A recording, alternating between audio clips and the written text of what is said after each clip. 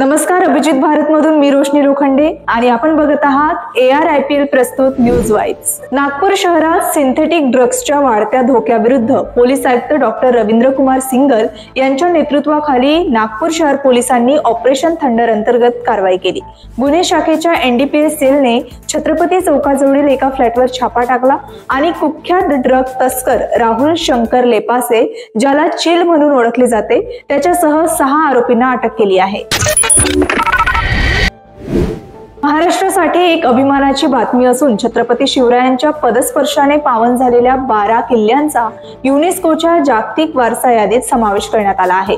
त्यामध्ये महाराष्ट्रातील रायगड, प्रतापगड, पन्हाळ्यासह 11 किल्ले आणि तामिळनाडूतील जिंजी या किल्ल्याचा समावेश आहे।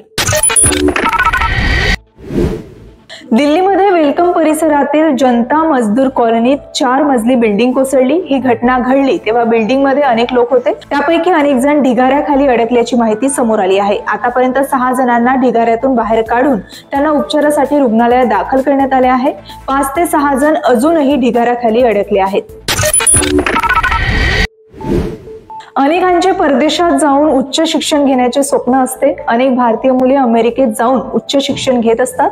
अमेरिकेत जाण्यासाठी तुमच्याकडे व्हिसा असावा लागतो। दरम्यान आता व्हिसा काढण्यासाठी भारतीय विद्यार्थ्यांना अजून पैसे मोजावे लागणार आहे। अमेरिकेने व्हिसाच्या नियमात काही बदल केले आहेत। राजकुमार राव पुन्हा एकदा बॉक्स ऑफिसवर धमाका करताना दिसत आहे।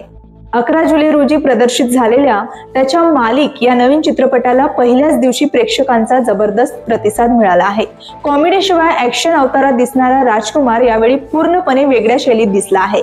एकीकडे हॉलिवूडचा मेगा बजेट चित्रपट सुपरमॅन बॉक्स ऑफिसवर प्रदर्शित झाला आहे, तर दुसरीकडे राजकुमार रावचा मालिक चित्रपटही स्पर्धेत स्वतःला मजबूत सिद्ध करत आहे।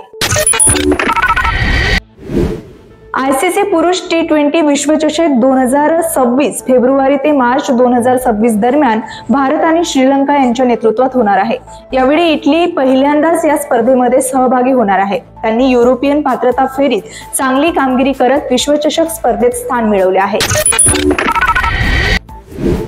तर आजची न्यूज वाइब्स इथेच संपते। आपण पुन्हा भेटूया नवीन घडामोडींसह।